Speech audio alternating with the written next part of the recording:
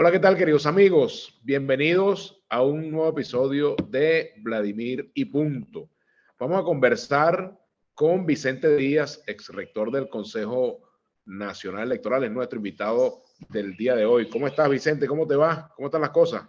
Bien, Vladimir, bien. Bueno, a la expectativa como toda Venezuela, ya a pocos días de estas elecciones y esperando que todo continúe en paz como hasta ahora y con una gran afluencia de electores que espero que se presenten a votar por cualquiera de sus opciones y obviamente que en el caso mío en particular, no sé cuál es el caso tuyo, pero en el caso mío en particular, ojalá que opten por votar todos los electores descontentos con este gobierno y que opten por votar por las tarjetas que prefieran. Depende de cada municipio y de la oferta electoral de cada estado. Los invito a todos a que salgan a votar y manifiesten con su voto su señal de aprobación a quien tengan que aprobar si hay una gestión adecuada en su municipio y su estado, y con su desaprobación y votando por una opción alternativa donde haya lugar. Pero que todo el mundo salga y se exprese y se manifieste y se reactive y se retome la senda democrática, que es la única que ha permitido alcanzar victorias importantes al campo democrático. Bueno, comparto 100% todo lo que ha dicho Vicente, de eso no me quepa la menor duda. Ahora, fíjate, con respecto a este punto, es importante el rescate de la ruta electoral. ¿Estamos realmente encaminados en el rescate de la ruta electoral o esa rectificación de algunos sectores que han vuelto a la ruta electoral corre su riesgo, tiene su peligro, puede ser revertida? Bueno, mira, yo creo que aquí ha habido un esfuerzo importante para restaurar el camino electoral. Yo recuerdo, o yo comparo mucho esta experiencia que estamos viviendo con lo que pasó en el año 2005 y 2006. En el año 2005, por razones políticas, técnicas, por las razones que fuesen en aquel momento, los principales partidos de oposición decidieron no participar en la elección. De hecho, llamaron a no votar en la elección. Hay una participación, apenas el 25% de los electores fue a votar en esa elección de Asamblea Nacional, y el MBR, que es el precursor del PCV actual, ganó el 100% de los cargos de diputados, 100%. Ahí no hubo ni un solo diputado opositor. En consecuencia, bueno, es porque se pensaba que con eso se iba a deslegitimar al gobierno de Chávez y eso iba a iniciar la caída del gobierno de Chávez. Y lo que terminó pasando fue que Chávez se fortaleció más y tomó el control del resto de las instituciones.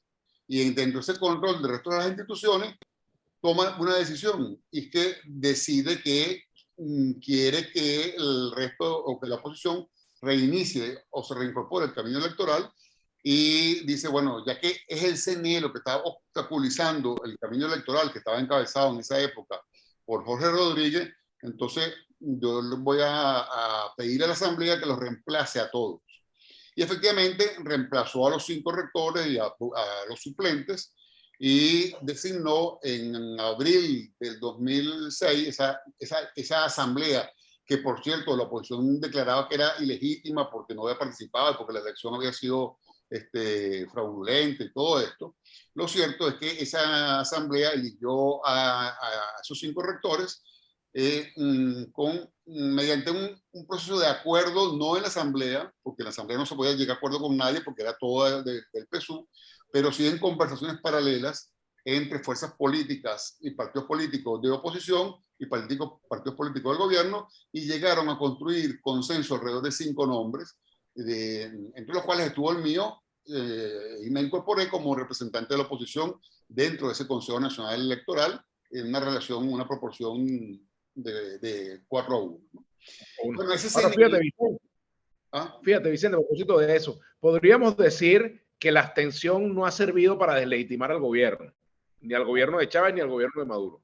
Podríamos Absolutamente. decir Bueno, eso. pero es que no solamente el de Chávez y el de Maduro, es que a ningún gobierno, porque es que la izquierda en Venezuela en algún momento, en la década de los 60, 70 y 80, hubo factores de izquierda, de partidos de izquierda importantes, inclusive como el Partido Comunista en su época, como la Juventud de Acción Democrática, que se fue toda la guerrilla a través del MIR, el Movimiento de Izquierda Revolucionaria.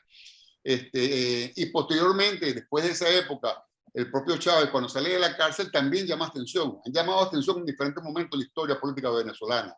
Y en ningún caso ha funcionado. Al contrario, todo ha sido un fracaso. Más bien han quedado en peores condiciones que nunca. Y aprendieron, por cierto, aprendieron. Los partidos de izquierda se incorporaron a la lucha electoral y fueron alcanzando posiciones cada vez más importantes. Chávez aprendió que no sirvió para nada ni su intento de golpe de Estado ni la abstención y se reincorporó o se incorporó por primera vez a la vida democrática, se lanzó a la candidatura presidencial y ganó. Y la oposición en el 2005 hizo lo propio pensando que iba a deslegitimar el gobierno y no deslegitimó nada. Pero entendió un tema, aprendió una cosa, y es que ese CNE que se estaba designando allí era la puerta de entrada para reincorporarse a la ruta electoral, que era la única que había permitido avanzar en Venezuela. Y se reincorporó. Y es lo que pasó ahorita. Y es lo que ha pasado ahorita. Lo que está pasando ahora, justamente. En esa oportunidad, Acción Democrática, recuerdo, Alianza Bravo Pueblo y otros que integraban algo que llamaban el Comando de Resistencia, no participaron en la elección, llamaron también a no votar. Sin embargo, partidos fundamentales como Primero Justicia, como el MAS, como COPEI, y algunos otros, encabezados por Manuel Rosales, Teodoro Pekov y Julio Borges, convocaron a los venezolanos a votar. Y Manuel Rosales pierde la elección, es verdad. Pierde la elección y saca el 36% de los votos. Pero el resultado no fue lo importante, Vladimir. Lo importante es que Manuel Rosales, Julio Borges y Teodoro Pekov abrieron el camino para reincorporarnos a la vía electoral, que permitió, por cierto, que un año después, exactamente un año después, ni siquiera un año, unos 11 meses después, la oposición derrotara al gobierno de Chávez en su mejor momento electoral de la historia, cuando había sacado la mayor cantidad de votos en la historia del chavismo. Y sin embargo, la oposición lo derrota, y lo derrota cuando presenta el proyecto ese pernicioso y terrible de reforma constitucional, donde cancelaba el pluralismo democrático que está en la constitución actual para declarar a Venezuela un estado socialista constitucionalmente, ¿no? Con las consecuencias que trae eso para la vía pública del país. Si mal no recuerdo, ese fue uno de los momentos en los cuales tú tomaste la decisión también de separarte de ese proyecto, porque le veías los rasgos autoritarios que estaba perfilando.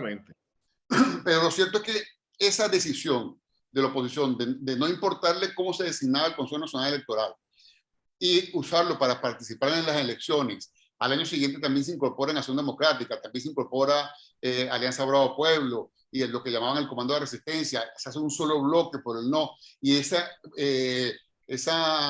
unidad que se creó alrededor de ponerle la mano en el pecho a ese proyecto terrible de reforma constitucional, generó que el chavismo saliera derrotado, que la oposición ganara, y eso generó un conjunto luego de victorias, tanto en gobernaciones como en alcaldías muy importantes, que abrieron la ruta para que Capriles en el 2013 casi le gane la elección a Maduro por unas pequeñas décimas, una semana más de elección y le ganaba, porque le estaba descontando a razón de 5% por semana. Y luego permitió el amplio triunfo de la Asamblea Nacional de la Oposición en el año 2015. Es decir, que esa decisión que se tomó en el año 2006, con ese Consejo Nacional Electoral y con ese esfuerzo que hizo Manuel Rosales, sabiendo que no iba a ganar, pero para abrir la ruta electoral, fue lo que permitió que luego se ganara el principal poder público que hay en Venezuela, que es el Parlamento. Estamos en una situación parecida a esa, ¿verdad, Vladimir? La oposición viene de no participar en elecciones desde diciembre del 2017, cuando llamó a no participar en las municipales, en las alcaldías. Luego llamó a no participar en las presidenciales del 2018. Ahí tenía razones importantes porque los 4 principales partidos habían perdido la posibilidad de postular durante el proceso de negociación de República Dominicana. El gobierno, en lugar de facilitarle la vía a los negociadores, como pasa en toda negociación en el mundo entero, Entonces, los 4 partidos que estaban negociando los inhabilitaron, a los 4.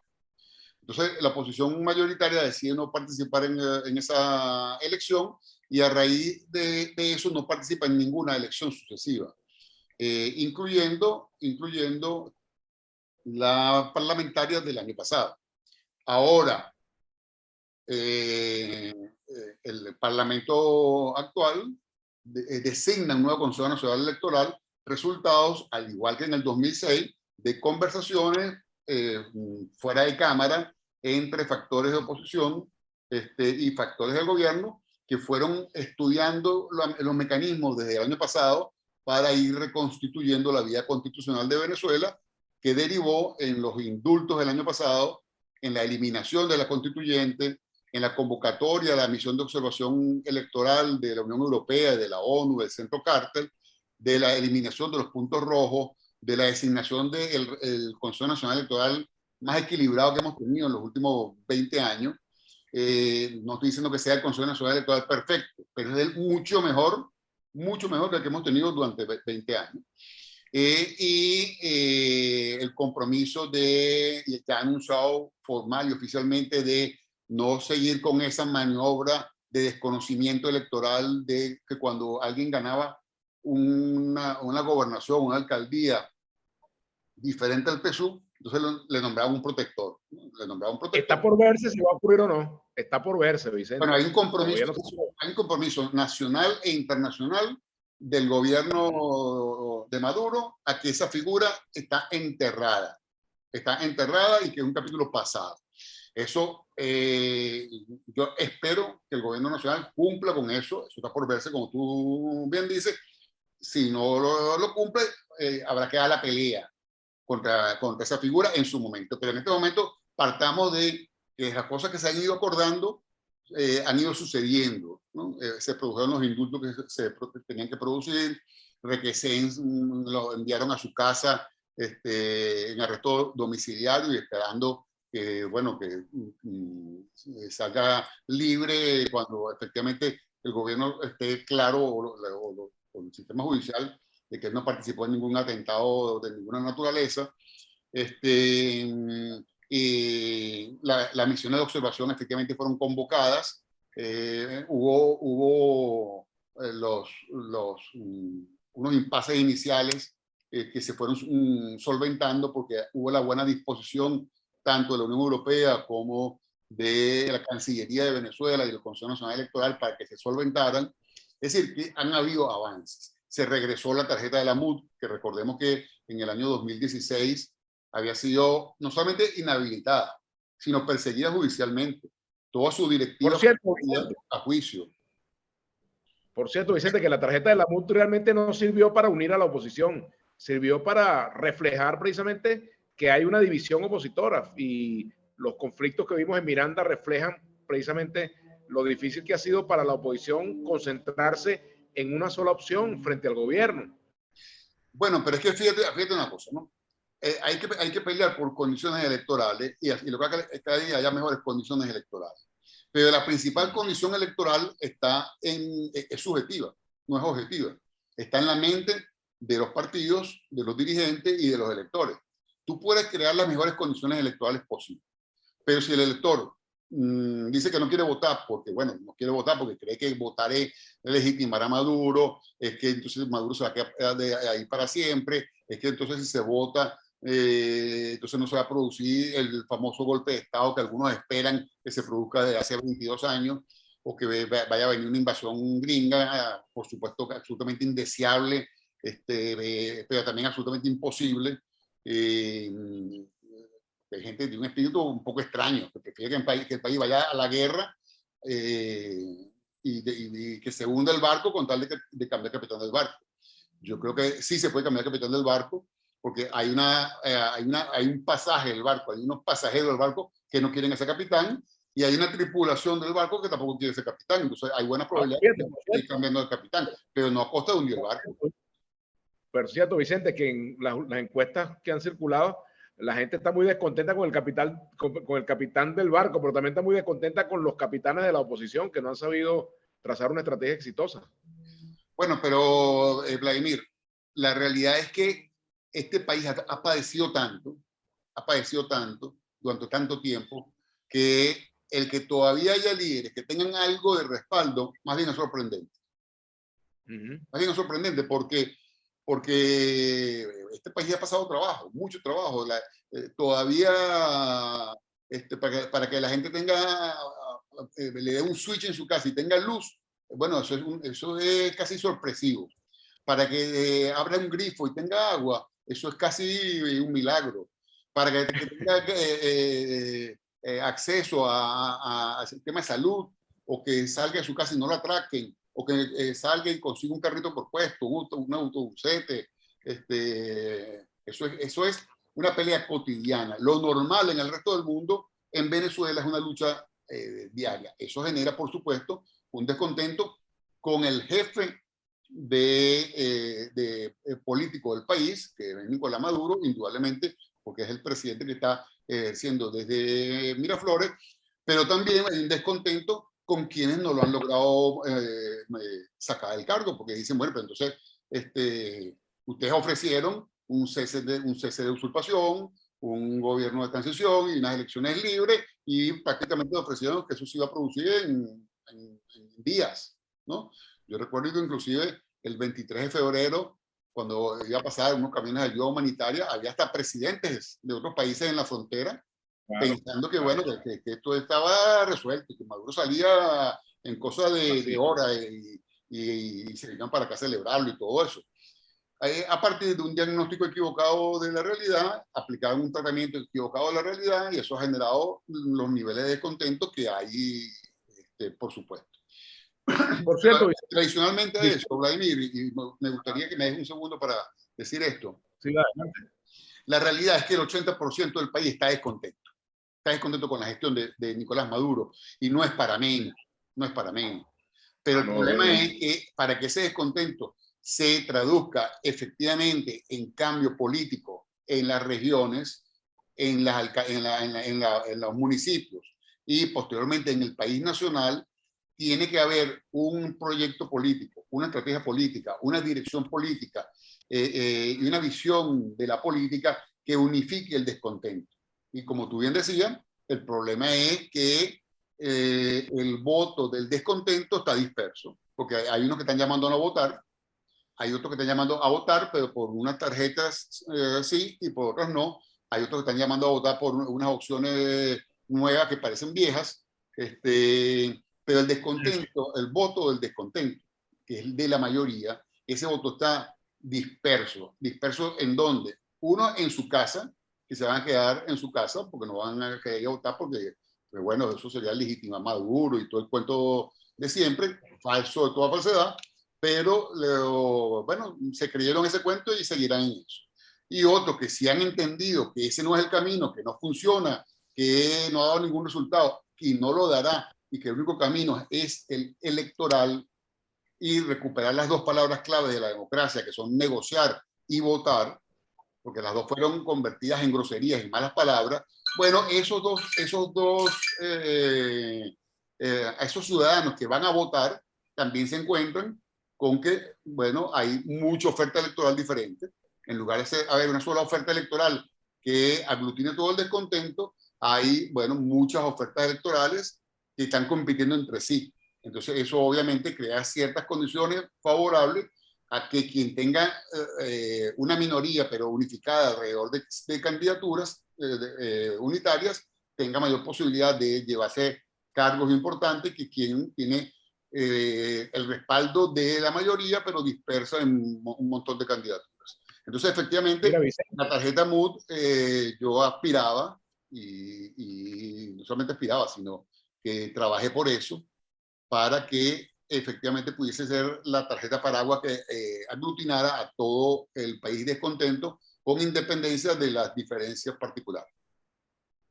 Pero hasta ahora parece que no lo he logrado. Ahora, fíjate, Vicente, esta trompada que le dio, el manotazo que le dio Raúl Youssef a Américo de Gracia en el Estado Bolívar, ¿es un reflejo de lo que viene en la oposición después del 22? Bueno, no, yo creo que eso no, yo creo que no para nada. Yo creo que la oposición y la mayor parte de los dirigentes políticos han demostrado que son capaces de dirimir sus conflictos en paz. Vamos a poner las cosas de esta manera. Aquí ni siquiera en la época más dura de las insurrecciones guerrilleras, ni siquiera en la época más dura de enfrentaciones armadas, hubo los desastres que se vivieron en otras partes del continente americano. En Chile hubo decenas de miles de fusilados. En Cuba, cuando llega la Revolución Cubana, hay decenas de miles de fusilados. En Argentina, con la dictadura de Videla, hubo gente desaparecida atrozmente y fusilada. En Venezuela es verdad, ha habido y hay violaciones de derechos humanos. La hubo en el pasado, la hubo en el pasado anterior, en el pasado reciente, y la hay todavía. Pero gracias a Dios, esos casos de violencia son excepcionales. Es verdad que aquí hubo la masacre de Cantaura, es verdad que aquí les han sacado ojos y han perdido la vida manifestantes, muchachos en enfrentamientos o en represión salvaje de parte de algún militar o algún policía, pero violencia sistemática de Estado, como sucedió en otras partes del continente y de países, gracias a Dios no lo ha habido en las magnitudes que ha pasado en otras partes. Entonces yo no creo que eso sea el preludio de la violencia en Venezuela, todo lo contrario, todo lo contrario. Yo creo que es la manifestación de la pasión electoral, una pasión mal conducida. Yo no sé si tú has visto, pero yo he visto parlamentos de los países que uno pudiese ser, imagínese como los países más, con mayor tradición democrática, bueno, que han terminado dándose silletazos, ¿no? Silletazos, porque se acaloran las discusiones, ¿no? Y bueno, detrás de cada dirigente político, sea hombre o sea mujer, hay un ser humano que se puede sentir ofendido. Pasa en el deporte, Vladimir. Claro. Recordamos el famoso cabezazo que le da Zidane a alguien, a un futbolista, porque aparentemente le dijo al oído una cosa muy desagradable sobre su hermana. Entonces, bueno, estas cosas pasan porque los seres humanos reaccionamos porque tenemos sangre en las venas. Pero la realidad es que eso no es la forma de hacer política que impera en Venezuela, ni siquiera en los conflictos chavismo-oposición. Que por cierto, hay que decirlo, el reporte que yo tengo de las diversas campañas electorales en el interior del país, que en muchas oportunidades habían sido recibidos con piedras, botellazos, hasta tiros en las zonas populares o zonas rurales, cuando se presentaban dirigentes opositores, hoy por hoy no es eso. Hoy por hoy no, lo que se está viendo es una cosa completamente diferente. Yo espero que esto continúe de esa manera en todos estos días que nos faltan y el domingo esta elección transcurra como han transcurrido todas en Venezuela, por cierto, porque aquí durante el día de las elecciones no hay sucesos violentos de ninguna naturaleza. La elección concluye en paz en las mesas. El Plan República hace lo que le corresponde. Alguien me decía a mí que el Plan República era un componente y un actor político. Yo le decía, bueno, pero preguntémosle entonces a cualquier actor de oposición hoy en día si quisiera hacer las elecciones sin el Plan República. Porque yo soy testigo de cómo el Plan República ha protegido candidatos opositores para que entren al centro de votación cuando afuera hay grupos colectivos que quieren impedir su entrada. Entonces las cosas hay que decirlas como son, Vladimir. Mira, finalmente, ¿tú crees que va a cambiar mucho el panorama o la correlación de fuerzas actual en gobernación y alcaldía? ¿O se va a mantener como más o menos parecido? Bueno, mira, yo no lo sé realmente, ¿no? Yo esperaría que cambiara y que cambiara para mejor, y para mí cambiar para mejor significa que las fuerzas que adversas al PSUV aumenten su cantidad de cargos y su cantidad de votos. Pero yo este proceso no lo veo como una elección en sí misma. Yo esto lo interpreto como las presidenciales del 2006. Es decir, yo lo veo de esta manera. Es el retorno de toda la oposición a la vía electoral y el retorno del elector y del votante a la vía electoral. Y eso es lo que nos va a abrir las puertas para el cambio político en Venezuela. Entonces yo veo esto, más allá del resultado, que ojalá que sea un resultado, primero en paz,